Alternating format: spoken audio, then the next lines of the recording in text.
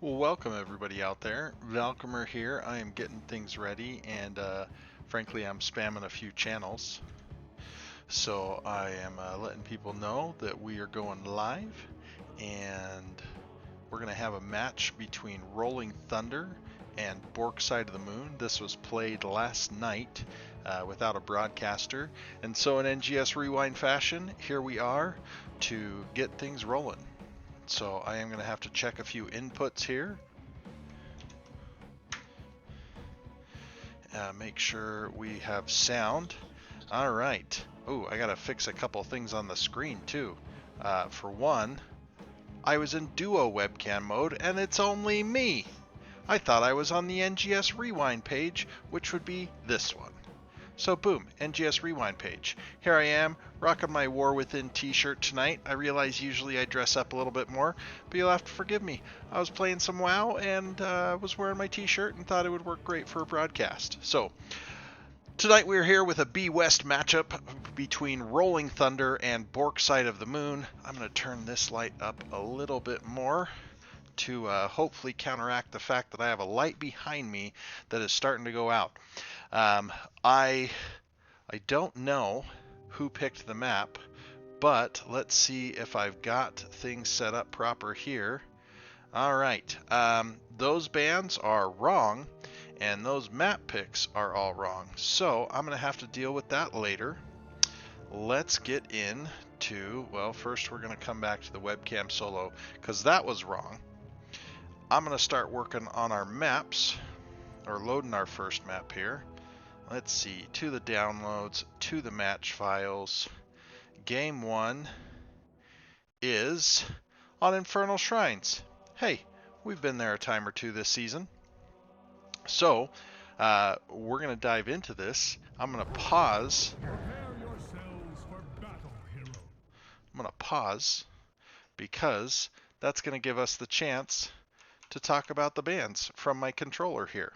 All right, so thank you 7th Ace for the controller. I think I've got it working today proper, and obviously some kinks to work out, because if there weren't any, then it wouldn't be one of my casts. But hopefully we don't mute for a whole half of the cast this time, though the last one was in the middle of the night, so reasons. But Rolling Thunder, our blue team, banned out Garden of Terror and Cursed Hollow, so they really don't like to count to 3. Bork Side of the Moon, our red team, banned out Battlefield of Eternity and Tomb of the Spider Queen, so they don't like small maps. They rolled the dice, I guess, to see if Braxis shows up. I don't know. But we've got an ad break that's about to start. We'll watch for that. I'll talk about Heroes General stuff during the ad break. But anybody out there, if you want to give me some heads up on how that sounds and things like that, always good for the feedback. We're here to make the best show possible for everybody. But let's get into the game, shall we? All right. So, we are going to get off of that. For our blue team, we have B-Man on a Nubarak, we have Grizzly64 on the Junkrat, Just Garbage as the Stukov, J-Mac as the Leoric, and VOM or VOM as the Zeratul. For our red team of Bork Side of the Moon, we have Cutie Puppy on Hanzo, Silver Spy on the Uther, Shadra as the Muradin, Smoke as the Sonya, and Bacon as the Kerrigan. So, a little bit of more wild drafts, if you will, considering we've got Uther, Kerrigan, Zeratul, and Hanzo. But I'm all for it. Ooh, look at that stun chain. Zeratul, whew. If everybody had been ready for that, Zeratul would have been toast. He got out by the skin of his teeth and all of them fancy blinks. So well played by Vom, but a fun combo that I can't wait to see more of from the side of Bork Side of the Moon.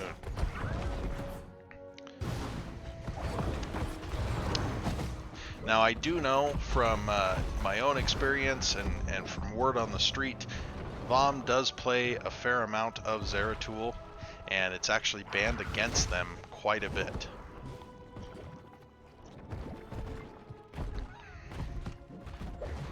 standard rotations. Leoric out double soaking the Sonya. Let's look at our experience, shall we? Rather even between the teams, though the blue team having a slight advantage. Sonya and Leoric are really close total experience-wise. Ooh, Hanzo. Trouble spot for Hanzo, but he's got the peels. Oh, I didn't push one. I guess I did push one. But what I really meant to do was control one. Now we're going to zoom out. I don't think I had zoomed out yet either. Sorry, teams. So both teams on their camp, tanks positioned in the vents, keeping people safe. I know Bacon plays a fair amount of Kerrigan, and I know Cutie Puppy is a very notable assassin player, so I imagine their Hanzo is very good too. We do see Scatter Arrow from Hanzo, Q build for the Muradin, lead block or dwarf block for the Muradin, slam build from the Sonya, and those, let's see, splash auto attacks with Fury of the Swarm. Alright, I was going to be a little disappointed if they called it Storm instead of Swarm. Alright, so we do have an ad break in progress, so we're early enough in the game. It's a fairly short ad break. I'm going to let things roll a little bit because we're just watching people take camps.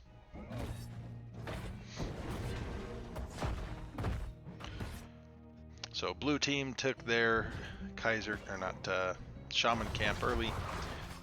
Red team is taking theirs a little more slowly, and a little bit of a macro advantage for the red team so far, just in total experience. It's not a huge difference, but even 700 points, that means they're going to hit level 7 that much faster. And the speed of their rotations has allowed them to take this bottom camp, so they'll have one more camp on the map that our red team will have to deal with. So strong play here by the side of Rolling Thunder. Oh my goodness, I am noticing there's an extra logo in the middle of my screen. That's what I should be fixing during the ad break.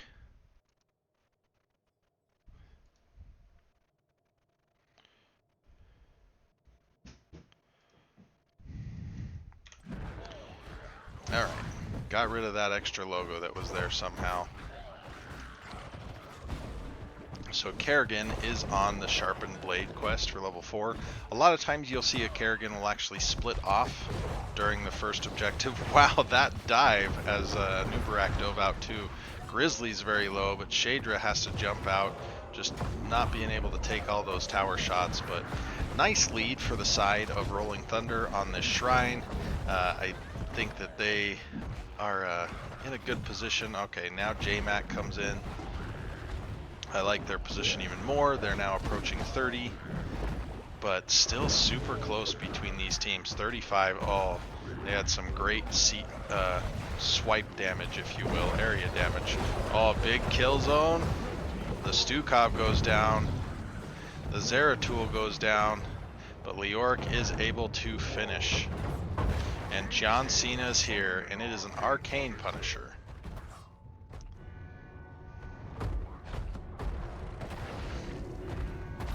So with the kills that our red team was able to get, they'll be able to clear this Arcane Punisher relatively easy. And experience is now shifted in favor of the red team. Blue team will get a little bit of free siege with this Punisher. And,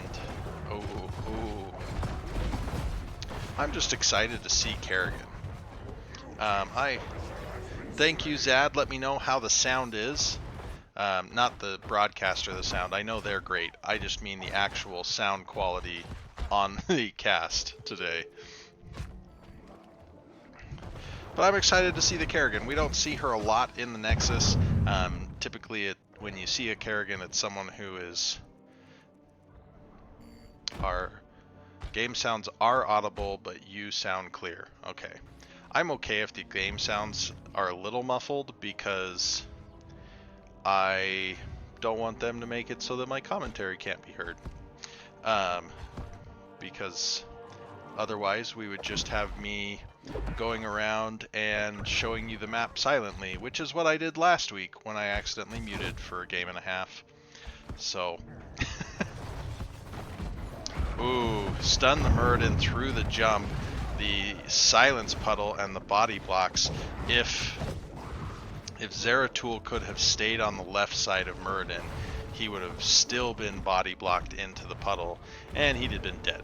But I don't know exactly how the blink works on Zeratul. I couldn't tell you the last time I played him. Ooh, Sonya getting very low, but the follow-up was too far away. So we do have 10s on the side of both teams now. Kerrigan has Ultralisk. We do see the Divine Shield. We see the Dragon's Arrow, Leap. I don't imagine we're going to see Haymaker. Yeah, it's Avatar. We see Cocoon. We see Riptire. We see Flailing Swipe. We see Entomb, and we see Might of the Nerazine. And we see Nubarak get blasted. And because it's NGS Rewind, guess what? We get to rewind as much as we want. Oh, Stun Chain. We see the Stormbolt. We saw the Hammer of Justice. We saw the Kerrigan and Paling Spikes come through. That was a pretty mean combo. And that, again, that's why I'm really excited for the Kerrigan. I think that this is one of her better maps. I think that the Shrine Pits naturally give her that close space that she wants, and she provides another bit of crowd control that you don't always get out of an assassin position. So every member of Bork Side of the Moon has a stun of some sort. And I would say the squishiest person is the Hanzo, but they have been incredibly safe. Let's see. There it is. No deaths for the side of Bork Side of the Moon. So, Hanzo being ultra safe zone. That's right, we get to rewind. Do I do rewind requests? Great news. I live in the remnants of the Wild Wild West, which means we get to have the Wild Wild West on rewind anytime. If there's a rewind you want, you give it to me. I have actually thought, on the topic of rewind requests while we're waiting for the action to get going here, Cocoon, Entomb, the Zeratul blink in, the big Dragon's Arrow, the Silence Puddle, the Leap went out, but now Uther's a healer, as he's in ghost form. I oftentimes will run around saying, I'm a healer, I'm a healer, I'm a healer, when I'm in that form. Oh, Stukov, great boop by Grizzly to get just garbage out of there. Nice Junkrat play.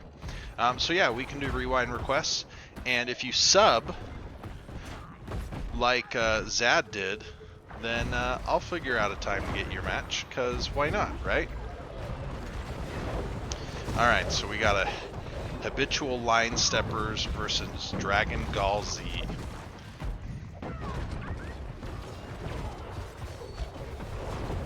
Ooh, the Entomb goes out with the Silence Puddle underneath it, but the Leoric dies. Ooh, Hanzo, you're so low! Yeah, they found you, Hanzo. Zeratul died, but not before he picked up 2 kills. And this fight has been going on for more than a minute, which is why we see our second Leap and our second Cocoon. Oh, well, I'm not telling you you gotta sub. I'm saying use your Prime sub if you have it. So, red team is going to get this objective. They just have the numbers on the board for it. Being only 5 away. Although, it is even player numbers, so you never know. Oh, just 3 more. Oh, the Dragon's Arrow from downtown. Kerrigan goes down. So, in an opposite of what we saw last time, the blue team gets 1 more kill, but the red team picks up the Punisher.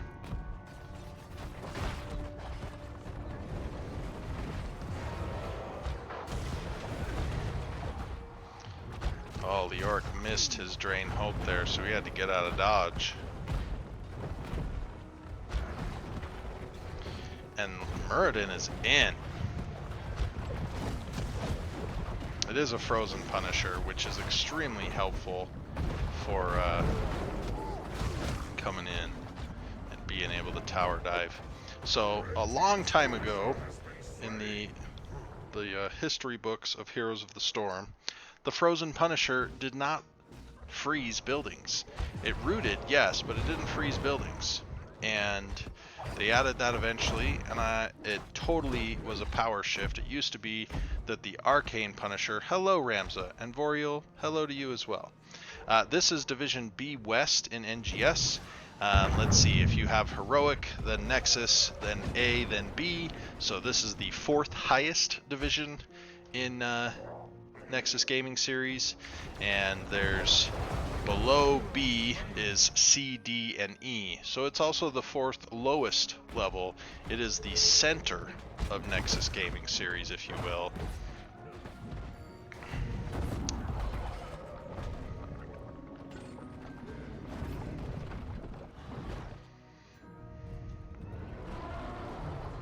So I've always enjoyed the never-ending Ultralisk at level 20. I don't know if it's really the best one to go, but it has always made me happy. And we do see a full auto attack. What is this? Mending Strikes is what it's called for Zeratul, which means he's able to stick to a target, have all sorts of blinks, be healing through it, and just be a general nuisance. With Leoric, we do see the Life Leech build, Spectral Leech.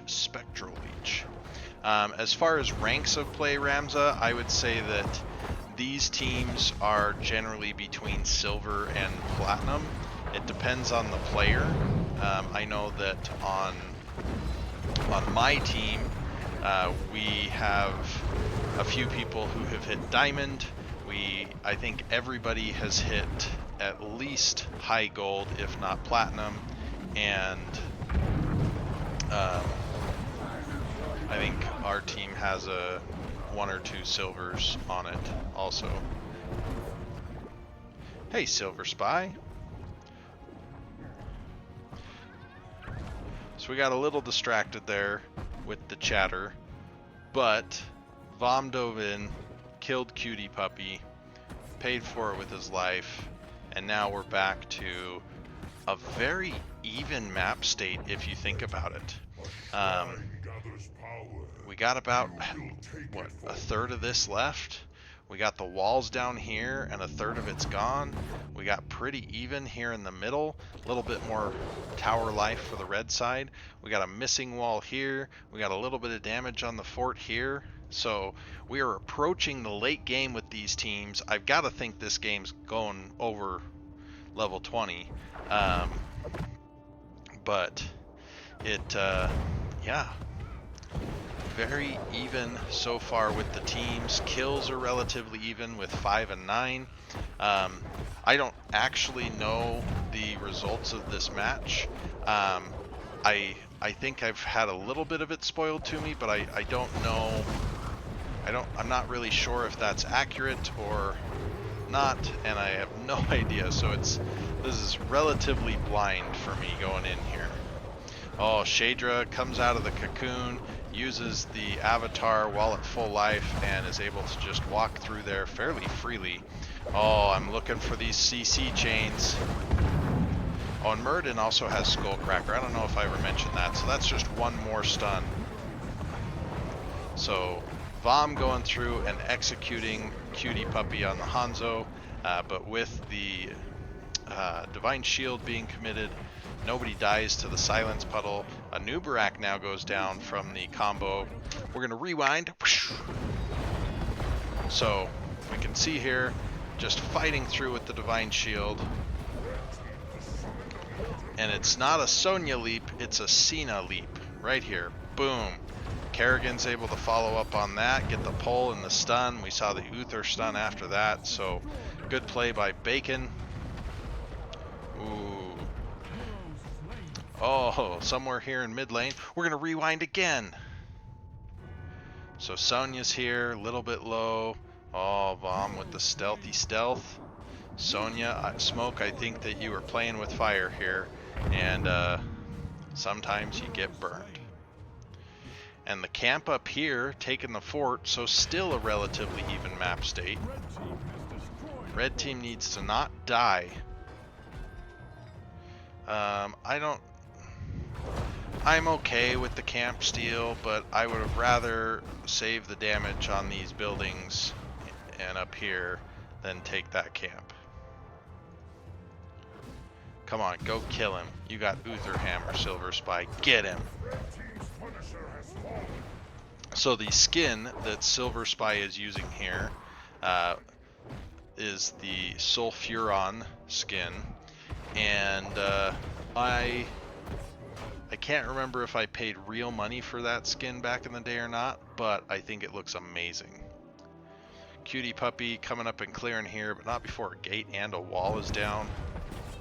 So in our 3-man hit squad here is just still going, taking camps, working towards level 20. It has created an experience lead for Bork Side of the Moon, so that level 20 advantage, however short timed it might be, could come in handy, because even 10 seconds can be enough to engage if you can get the squad together.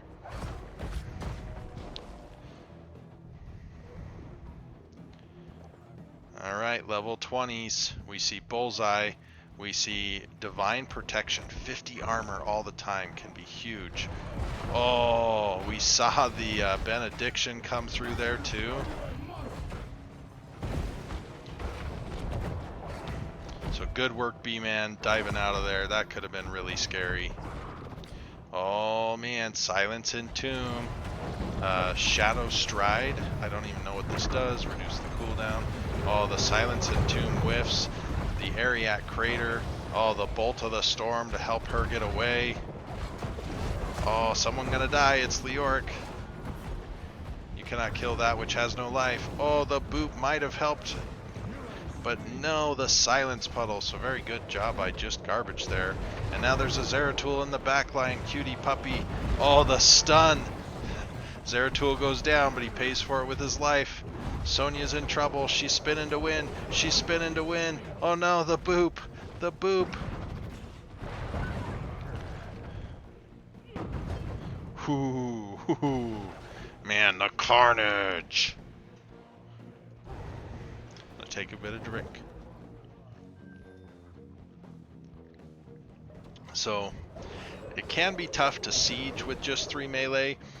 Sonya is really good siege though, and Muradin can be good siege, but Shadra's gone for a more defensive build, protecting their allies, than they have a siege build.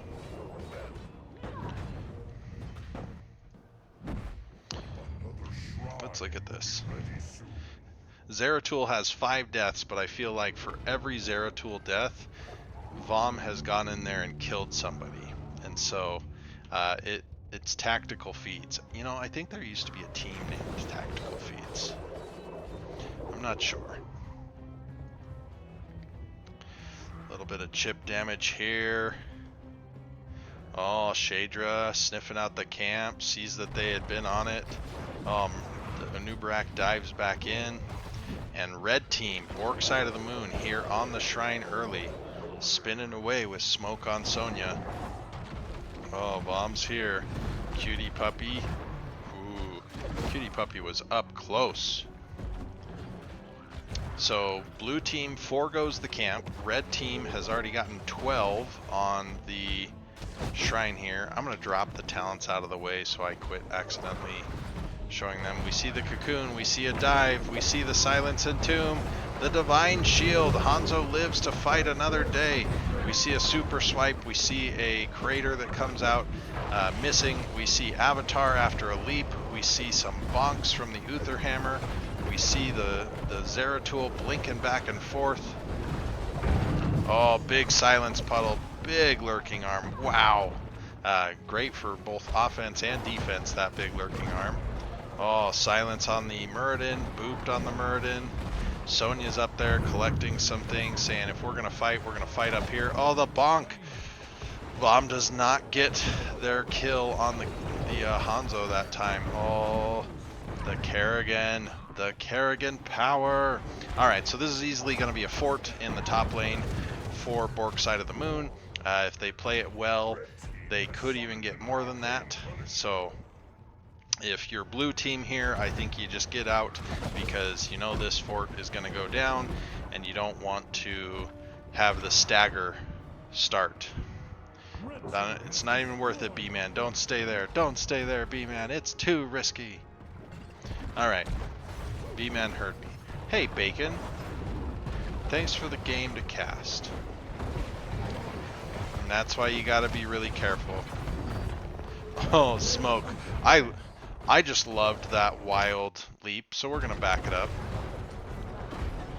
Smoke can see him because of John Cena, and Smoke's just like, let's go, we're gonna try to catch someone. And it really wasn't that far from catching the Stukov. So sometimes you just go up strong, right? I can think of several times where I have won a game of Heroes of the Storm simply by trying to go up strong. It works. So 2 kills. John Cena still has 30% health, slowly getting chipped away. Red team is moving in on the core with 30 seconds for both Junkrat and Anubarak. I think they've got it, especially because John Cena is not getting cleared. 60% or 65, there's 60. Zeratul going in, he gets the Hanzo this time. Smoke is now starting the siege. 40%, 35, 30%, 29, 25. Oh man, so many people dead. 10%, 11%, 5, 4, 2, 1, 0. Whoo. Well, Smoke, I enjoyed your desire to just sometimes send it on the Sonya. But if you go back and watch all of the game, I might have been a bit more fanboyish toward the Kerrigan. Because no offense to Sonya, but we see Sonya way more than we see Kerrigan. Alright, so lowest deaths goes to Shadra on the Muradin. Good job, Shadra. Highest heals does go to Just Garbage at 58,000.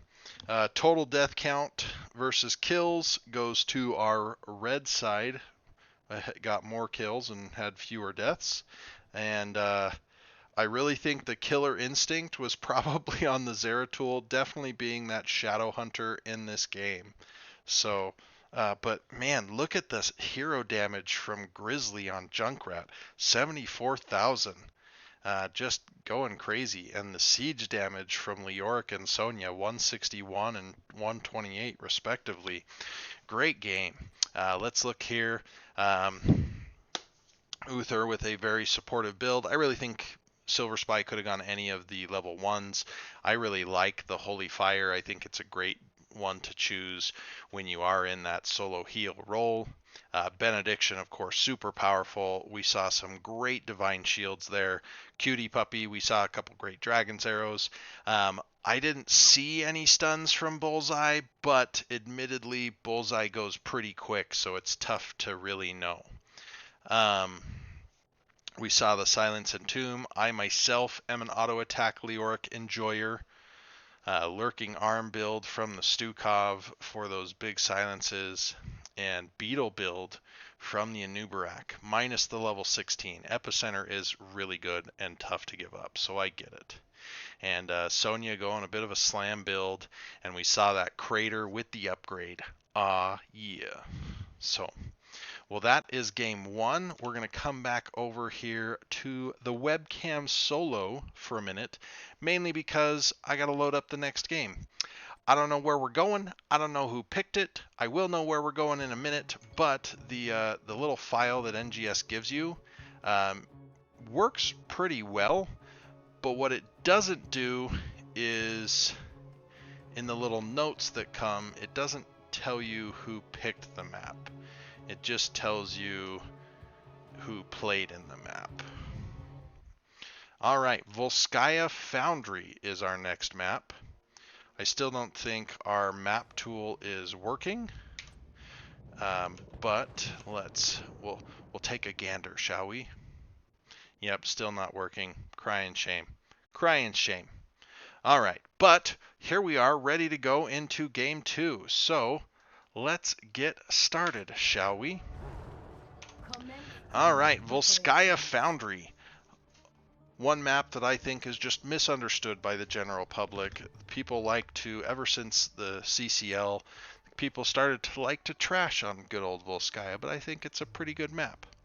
All right, so we have B-Man on the Muradin, Grizzly64 on the Thrall. Sonya is played by J-Mac. Anduin's playing, nope, just Garbage is playing Anduin, excuse me. Vom is on the Vala. On the red team, we have Silver Spy on the Vala, Leork played by Smoke, Sergeant Hammer from Cutie Puppy, Shadra on the Garrosh, and Bacon on the Falstad. So a little bit of a shake-up from game 1. Oh, that's not the button I meant to push. Let's zoom it out. Oh, they're thinking some shenaniganry, and it looks like our blue team is sniffing it out. So we did see Rolling Thunder play a triple frontline last game as well, and I do think Hammer has the ability to punish a triple frontline, but Thrall has the ability to punish a Garrosh. In case anybody's unaware, here's a 10-year-old spoiler for you, but Thrall kills Garrosh in the lore. Sorry.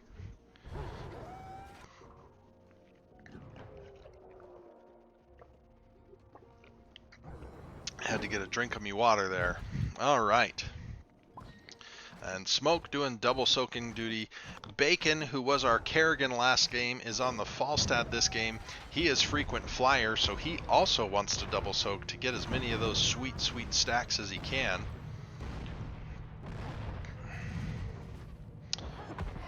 And I feel like we're starting to see Hammer a little bit more in Division B and last season in Division C. I do think she can be a powerful auto attack assassin. She's definitely not a spellcaster assassin unless you're going mind build, and I don't know how to use that, so can't really talk on that one, can I? But it certainly is one where you want a front line that can keep her very safe, and I think Shadra is doing that thus far with the Garrosh. She is, of course, a very slow hero, not having any movement ability while she's in siege mode without a particular talent, I believe at level 7, and she has a short burst with her thrusters, and after that she just goes at normal speed. So, alright, we're going to come check on what's going on up here, because we've got push in the top lane. They said, you want to push bottom? Fine, we'll take a camp and we'll push top. So, cannon tower down, another half of a cannon tower, a little bit farther ahead in the bottom lane, but not anymore. Now the whole cannon tower, the root's down, and boom, Falstad flies. Sorry, Bacon, we're going to watch you die another time. Alright, so a root. How does this start? Oh, it starts with the Anduin root, and then I don't think I saw a Thrall root. I think I just saw lots of damage. Thrall is a bully. Oh, and Vom able to dive in and get the Leoric kill as well. So Sonya has pushed back this siege, though they may have come back because of worry of the top, but half of the fort is gone. This is the second match from B West that I've seen this week that has had some kind of base race-ness happen early on in the game. So, oh, J-Mac, J-Mac, you survived by the skin of your teeth. That was amazing. Take control of it to pilot the mech. So, a little bit of a lead for the side of Rolling Thunder here. They won that siege contest. Bork Side of the Moon still got some advantage in a very powerful bottom lane. For those of you who may be new, a lot of times you'll see, because the Triglobs go A, B, and C, by the time you're at level 20, it's in that bottom lane. So if you can push in more in the bottom lane, sometimes that can create an advantage for you in that late game fight. However, with all of this down, they're going to have a pretty good B fight for Rolling Thunder. So It'll be interesting to see how this goes. Does red team get, oh, the toss, the groundbreaker slam, the pull? Is red team going to be able to get this objective? If they do, what are they going to use it for? Are they going to go bottom? Are they going to go top? One thing that I still think one of the bummer changes late in the game of Heroes of the Storm was having the fountains become invulnerable and having their health added to the fort. One, because I think even though it was obnoxious to have somebody potentially snipe your fountain, there was a certain amount of strategy involved. Ooh, look at that sneaky fly. Oh, bacon, they wanted to eat you. But to be fair, I also would want to eat bacon and chicken. So bacon is playing Falstad, commonly known as chicken. So, but I feel like it reduced the level of strategy by not having a choice point there.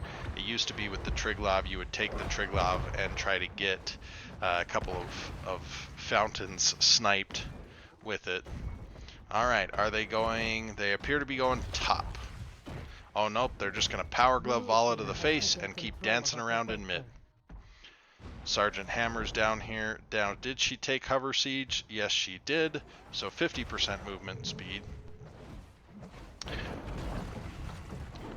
Vala is getting auto attacks in on the Triglav.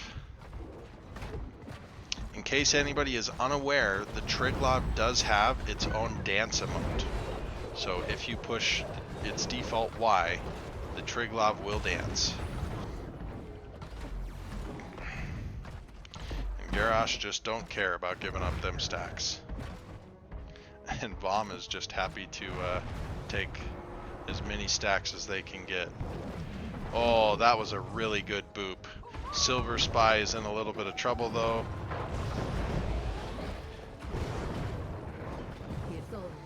If Silver Spy could have got the ult, then perhaps they would have survived there, but Tens came online as they were running. They were already getting stunned.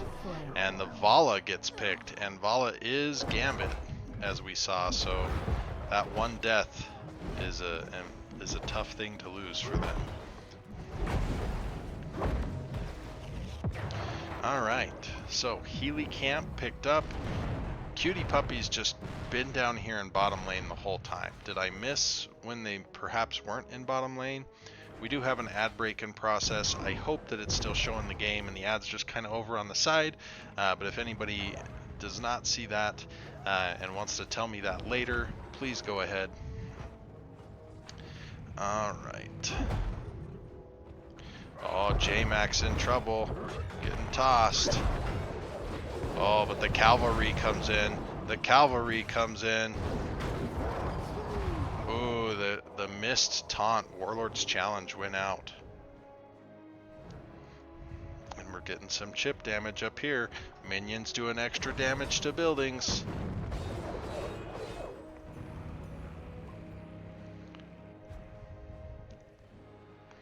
So yeah, I would have, on the topic of the fountains, I would have liked the fountains to still stay vulnerable. Maybe crank their shield value even higher than it was, or perhaps their regeneration rates. So if you don't kill the fountain, it regenerates very quickly, which is why they initially did the shield change, so that if you didn't get it, it would hurt more. But just crank the shield health or regen. Either one works. Alright, Cutie Puppy hammering away at that turret, even using the Napalm Strike. Napalm Strike is only on a 6-second cooldown, so use it as much as you want, right? Super low mana. Oh, Sonya. Shader was sharking for ya.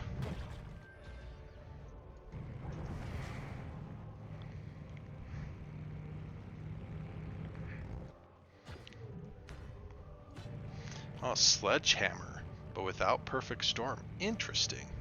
I love the cooldown reduction on Sledgehammer, so I'm all for whenever you want to take it. So blue team picking up their camp. I like this. They're going to be able to push this back. They already have the advantage in the top lane. They do need to be very careful down here in the bottom lane. Muradin is going to be able to use Avatar. Scoop out. Great stun. The Garrosh is really low. The armor coming through from Silver Spy with that Scarlet Aegis. Scarlet Aegis. Terminal activated. Take control of it.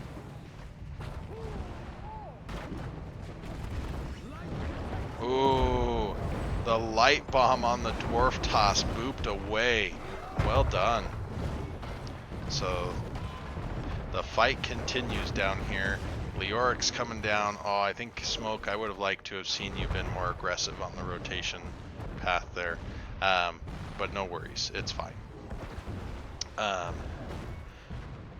The hover siege mode getting value. Cutie puppy just hammering away. Let's look at them stats. Highest hero damage in the game by 20,000 damage. Let other people do some work too, cutie puppy. Holy smokes. Alright, that's true. Smoke, you need to get a teammate whose name includes Holy so that it can be Holy and Smokes. Oh, it's a good thing they had the armor. Oh, big gust for the defense. Garrosh keeps getting stunned. The turret goes out. Lots of just stuns, hammers, spears, the whole bit, and Shadra goes down. And all the while, Leoric trying to keep the team in the game. Are you even Mop Leoric? Nope, you're Space Lord on a Wonder William. I really like the Space Lord skins too. I wish they could have added a few more.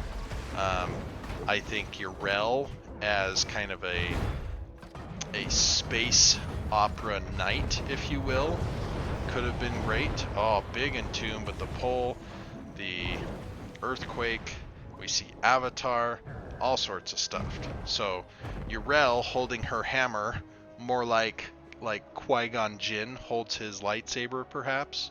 I think could have been a lot of fun to have her in a Jedi robe. I don't think I was being that sneaky when I was talking about a space opera wizard. So I think, Jedi Urel could have been a lot of fun. I think that like a Yoda Deckard could have been a lot of fun with that too. You also could have done Yoda Murky, which would have been hilarious, because Luke complains about how Yoda speaks and none of us know what Murky's saying, so it goes together. I do love the Wonder William though, like, just have fun on a fancy billy goat, right?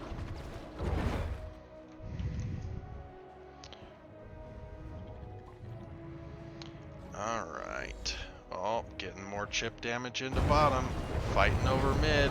We see another Entomb, but Muradin just hops out of it. Mid's done.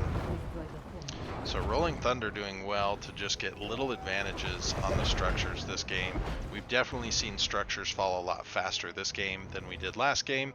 Already having the first 2 forts down, and we're at the 12-minute mark where at this point in the last game 0 forts had fallen. And ignoring the top objective, I actually think now that they're 16, red team could certainly use the top objective. Oh, the toss through a minion, otherwise Sonya died. Great gust, big Scarlet Aegis. Great unstoppable Shadra. Oh, but now the white mane just a little too close, becomes susceptible to the leap. But Muradin's in now. Sonya dies. Thrall's getting low. Thrall dies. I think that was a forward toss from Garrosh on the Leoric. The Entomb is down, so he can't use that. They've got to be very careful with the Vala. She does outrange everybody but Hammer, I think, at this point. And red team doesn't have a healer. Very important, them healers. Oh, big ground pound.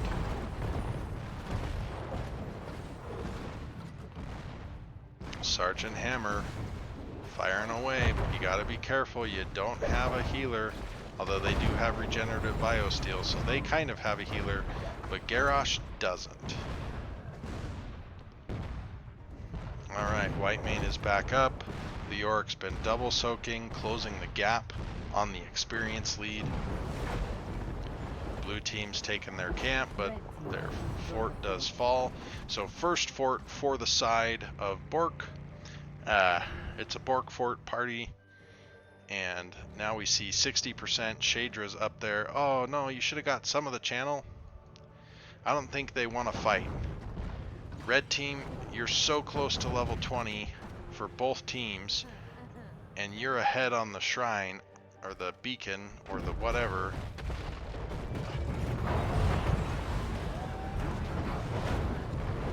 Yeah, Falstad wasn't there, so I think running was the right idea.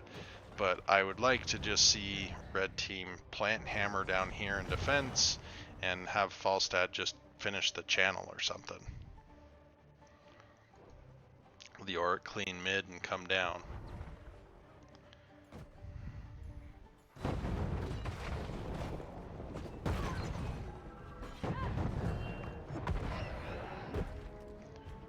Alright, level 19 for both teams.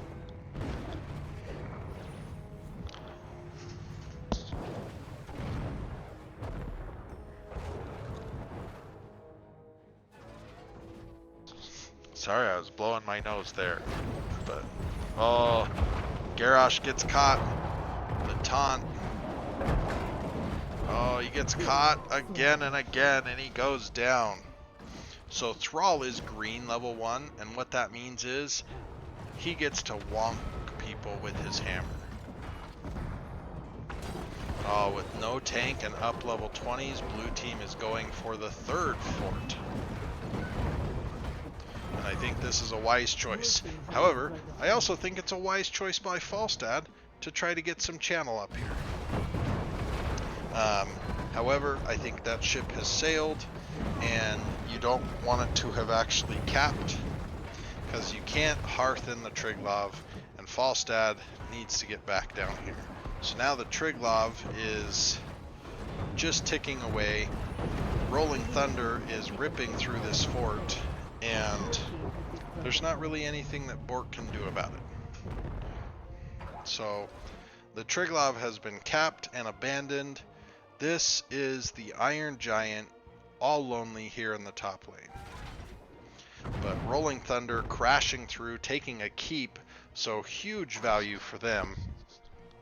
I had to double check to make sure my mic was not muted from when I blew my nose. We're good.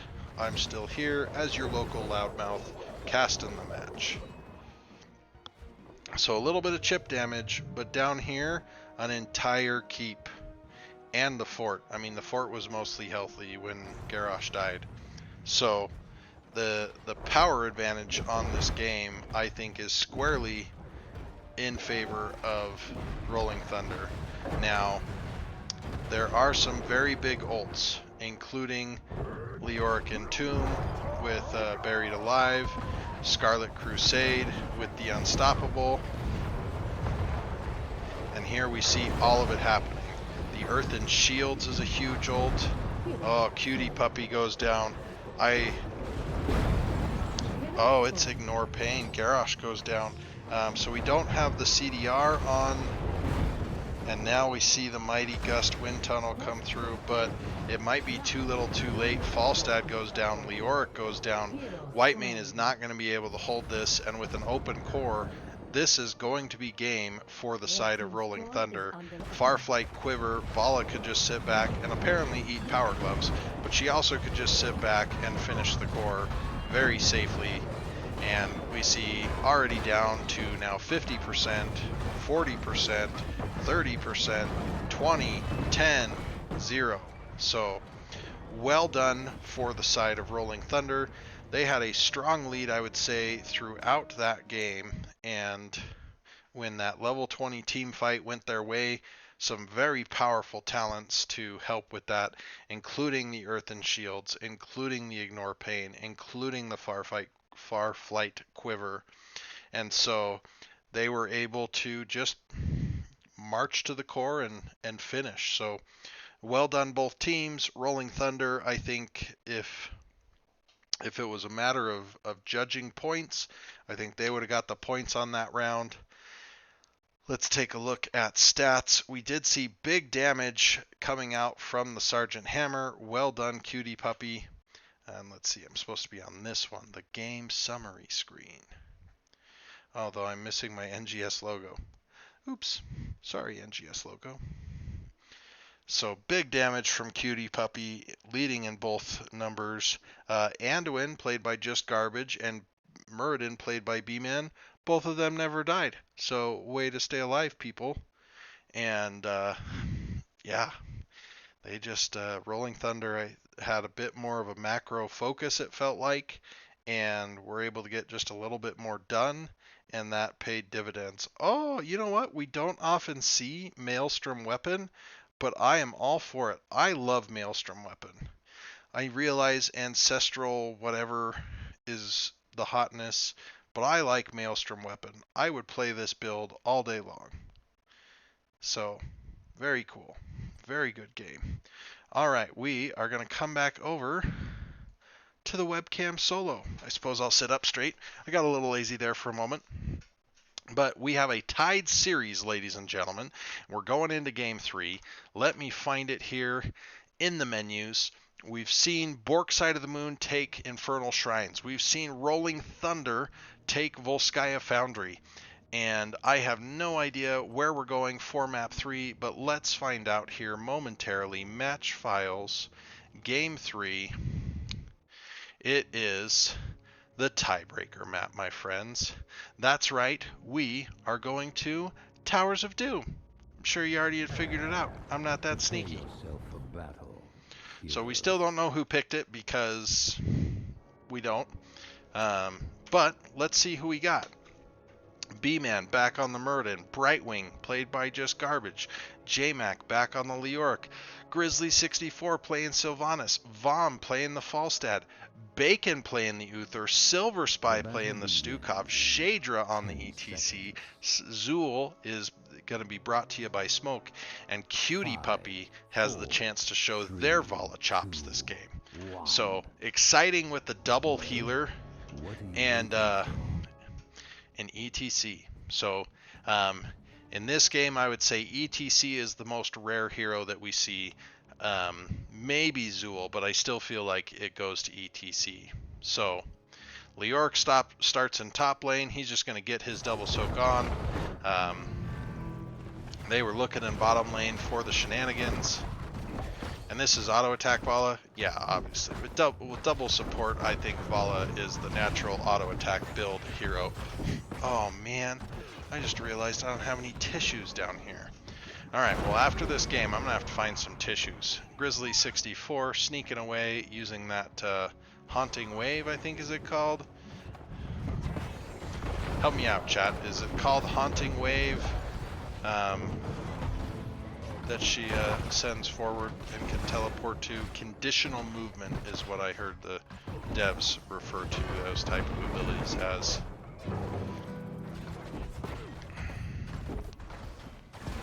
Oh, block party and Uther armor. Huh. I guess you don't need prog rock when you have double healer. And block party is really good, so. And Vom with the hammering build. So blue team will have a natural macro advantage just by having 2 assassins. Red team will have a team fight advantage by having double healer. They want to have team fights last a very long time. Blue team wants team fights to go very quickly because they have more burst damage. So it'll be interesting to see if the hammering stacks really high and we get that kind of burst damage. I'm curious to see which ult Grizzly takes as Sylvanas. My gut says it's going to be the one that is mind control. There's the name of it, mind control. Oh. Loads of stuns, loads of silence, dead chicken. Vala just gets to get away with so much by having double healers and block party from ETC. Brightwing teleport onto the Muradin. We see one sapper hit. We see two more hit. Though the middle one hit the gate, which I would be kind of annoyed with. Oh, power slide into the silence puddle.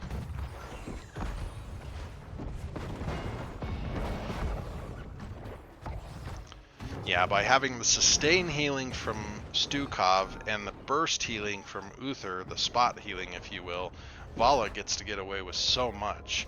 And then the stun chain between Uther and ETC with the silence puddle from Lurking Arm.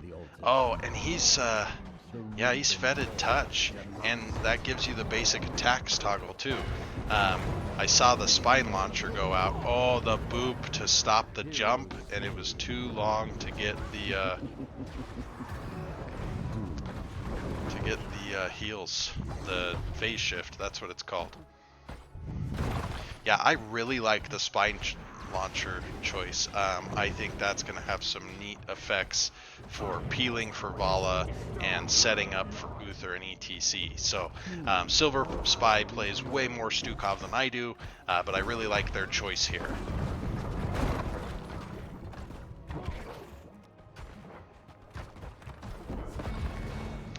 Well, we see the stun, but Cutie Pie gets back. The heals with the armor hitting, and boom, back to full already.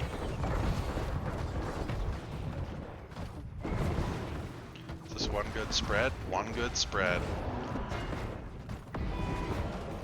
Oh, the stun. And the Vala gets in there to finish off the Muradin. I'm telling you, this double healer for Vala sounds like it could be super scary. And it's been looking that way too. We see a shots advantage for red team. We see an experience advantage for red team. How are we on structures up here? Now, Leoric's doing pretty good. I guess there's a little bit more damage there, but... Oh, and they know Muradin is respawning, so they're taking the chance to steal this camp. Uther warding the bush, ETC in there. Oh. Ooh, crowd surfer, so more slides. And he can slide over walls. I realize everybody probably already knew that part, but it's still cool. Shadra getting the tap.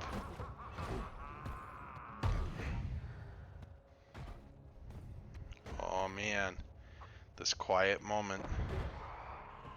Waiting for what's gonna happen next. How's our experience up here going? So experience very even between the two offlaners, but we do have a kill advantage for the red team, meaning that they are up a fair amount on experience here. Vala's just going toe to toe, but she doesn't have either of her healers there. One of them was channeling. She just was no fear, that Vala, no fear.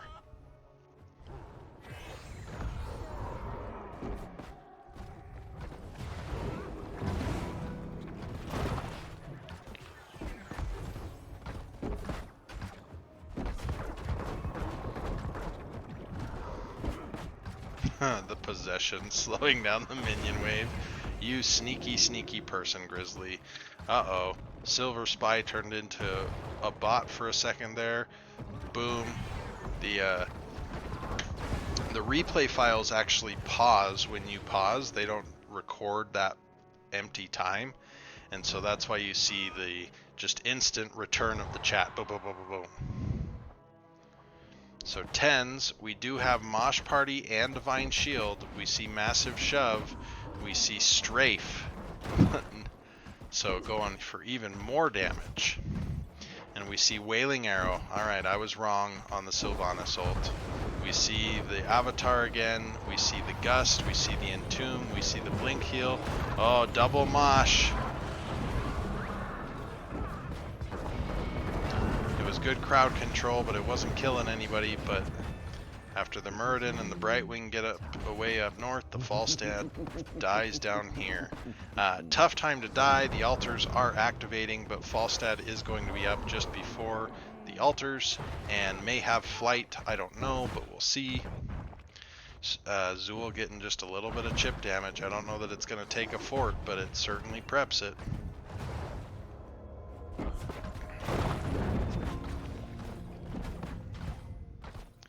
Be swift, heroes. Do not let the gravekeeper. Oh, and J-Mac might get a free channel. Oh, Silver Spy getting the interrupt. Uther, played by Bacon, did get the channel down below. We see the gust. We see the heals. He didn't have Divine Shield to be able to save Stukov with it anyway, but... And now... Oh, Shadro's coming up to do a face melt bonk to interrupt, but they get out.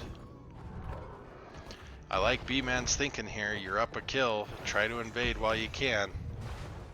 But I think they really want Bomb's damage there. Alright. They were able to cap it. Well played, Rolling Tide. Rolling Thunder. I'm not from Alabama. I don't know why I said Roll Tide. I do have a coworker that's a big Alabama fan, so I get to hear about it every Saturday. Hi, Nick, if you're out there.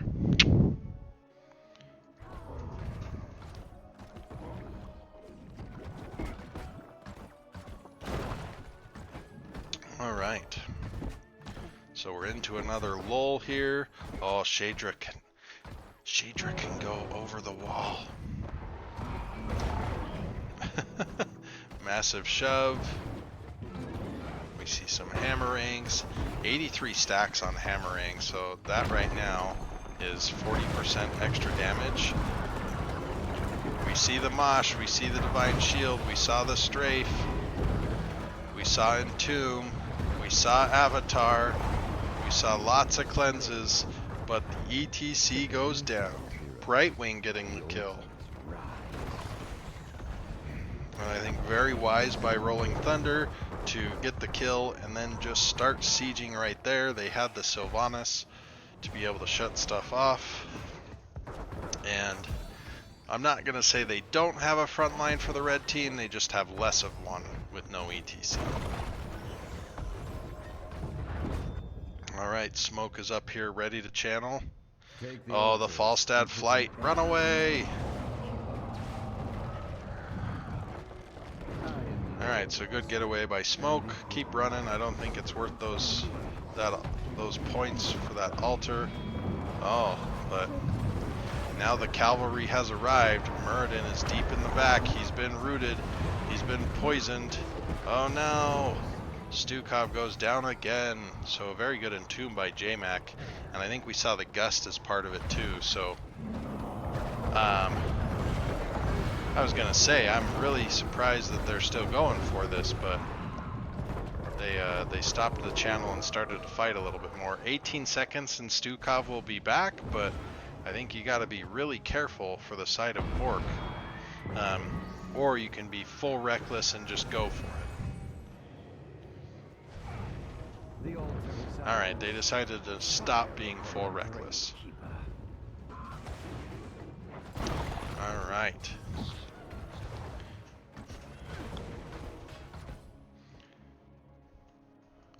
Zool in bottom lane, not something we've seen much of this game. Camps are respawning, so both teams are looking at theirs. Although, Grizzly's looking to potentially siege forward.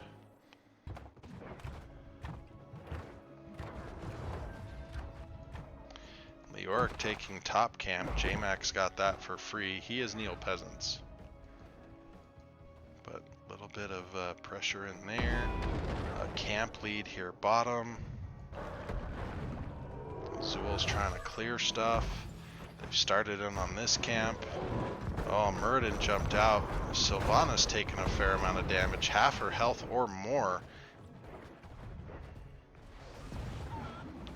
I think if I'm red team, I prepare to go back in. I knew that Sylvanas was so low. Oh, the Gust is used for the camp. Alright. I don't know if the camp is worth Gust, but Gust was committed, and that's now their camp. I guess if you think about it as Gust may have made it so that that camp impacted on this fort. In that way, Gust was very powerful and well used to protect the fort. Now red team doesn't want it to crash on their fort, so now they got to defend it. Alright, so maybe the Gust was worth it. We'll see. And the cooldown's already halfway down, so it may very well have been worth it. Alright, they got that cleared. Blue team seems to be looking for top. Be very careful, Zool. They're hunting you. You're the wabbit. Oh, the stun. Oh, the shield. The teleport in. They've already got the left side. And there was a bottom one too. We're going to use the rewind button. So Stukov, I think, got the bottom one. Yep, Silver Spy picking up the bottom one. So good job, Smoke, staying alive. Not dying is winning.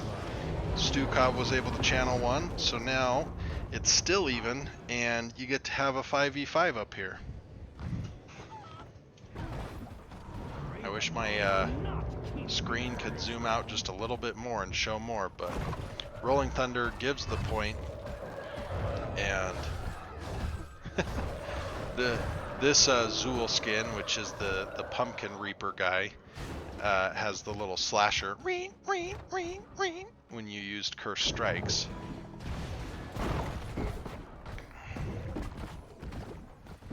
Let's see, has Vala died? Vala has not died this game. Super low deaths, 3 to 4 so far. Very even on the altar count, 16 to 22. You can see there. I actually think they probably could have done some neat art there, but I still think Heroes has some amazing art in general. Oh, the mosh with the silence and the Hammer of Justice, and Grizzly goes down. They were hunting you, Grizzly. You became the wabbit. And with that, this fort's going to go down. So red team now has a macro advantage on the map with having that fort down. They can now make the choice of whether they want to try to hold this, or if they want to try to use the time when blue team is trying to retake it to take somewhere else. They're starting with taking the camp, and Uther and ETC are over here just whittling away with their guitar axe and their lumberjack axe. Oh, blue team goes up and takes the boss, so we're even on shots again. I think that was a clever way to go with knowing your enemy team may be distracted in bottom lane.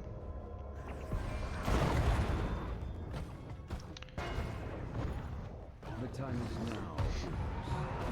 Oh, the power slide caught the Sylvanas, so the gust was used again.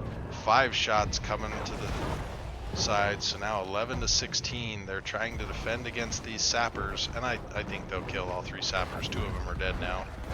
Oh, virulent reaction. I didn't notice that before, but again, Silver Spy plays more Stukov than me. Oh, the holy cow. And Zool is just up top, sending in chip damage slowly. Leoric has used his Entomb, so he's back to the experience soaking life also. Now let's see. Janitor Leoric this game. I guess I already knew that. I've heard the Entombs and seen the bathrooms. Oh, Zool, you gotta be careful. They might be hunting you now. Oh, they get the stun. Brightwing Polly comes in. Oh, it is the healing poison, but not when they cast it, so they would not get the benefit. And Chicken goes down in the mid lane in retaliation. This is like West Side Story right here. Once more, the altars rise from the depths. The shield talent, Storm Shield, coming from ETC. We don't see that one as much. So they take mid, but blue team has now got bot basically back. They're going to finish it before red team gets here. There is an altar being announced.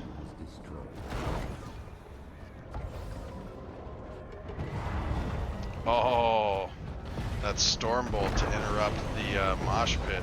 The silence Entomb. Oh, and it's group Divine Shield, but I don't know that I saw that land on anybody. Oh, the tower's about to come up.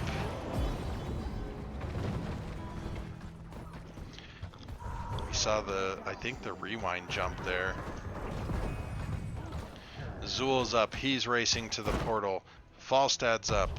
Give me a second, buddy.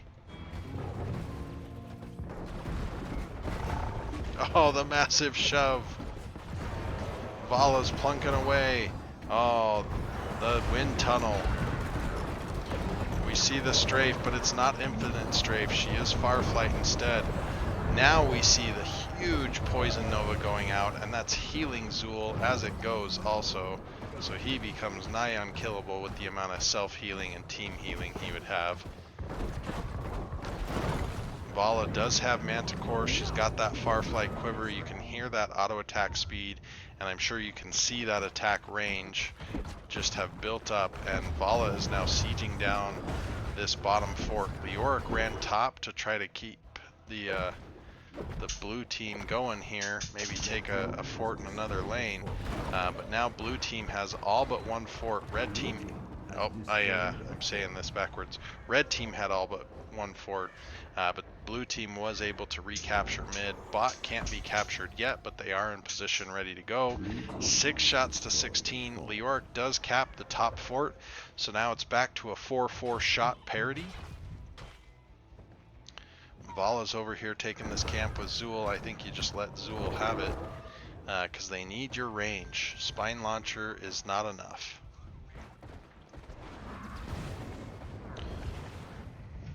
There you go, bud. Oh, Leoric's gonna send some sappers down. Look at him, Mr. Clean Go. Zoom, he's back. Alright, back down here to the fight. Back down here to the fight.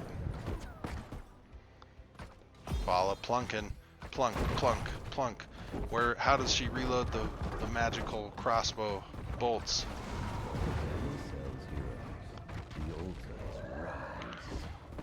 So we got pumpkins about to go in up top.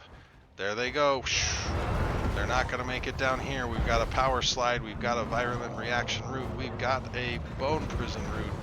Oh, we've got Entomb. He's ready to go with the Entomb. But we also have the divine bulwark, or bulwark of light. I had some of the words right. Oh, J-Mac. J-Mac sharking. It's not over till it's over, right? Oh, Haunting Wave, big Stormbolt, Mosh. The Mighty Gust misses the Mosh. So Uther goes down, he's a healer now. Leoric goes down, so all of our death trait people did in fact die.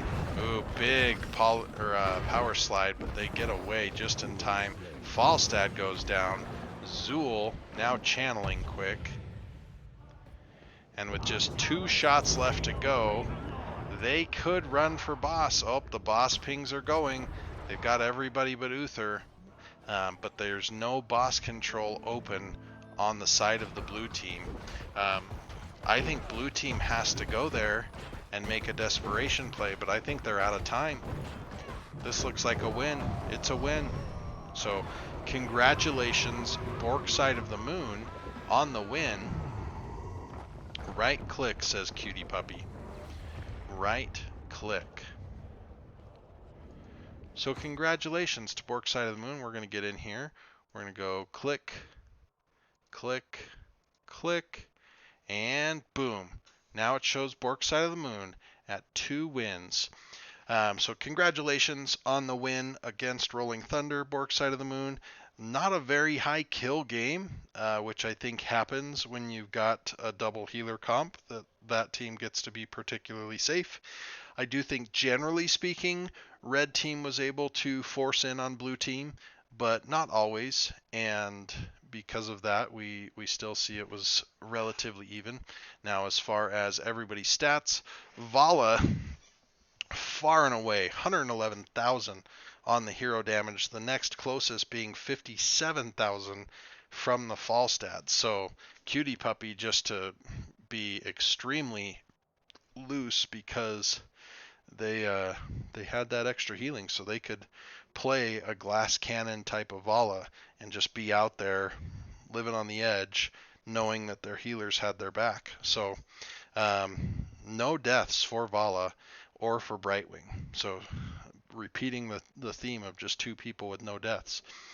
We only saw Uther go down the one time. We only saw Leoric go down at the one time. So our death trait heroes both died at the same time in the same fight. But well done, both teams. It was a great series to watch. I'm happy that I was able to cast it tonight, and we will see what the future of the season brings. Let's see. I don't have a good way to show the standings, but I can look up the standings. Let's see. Now that we're here, divisions.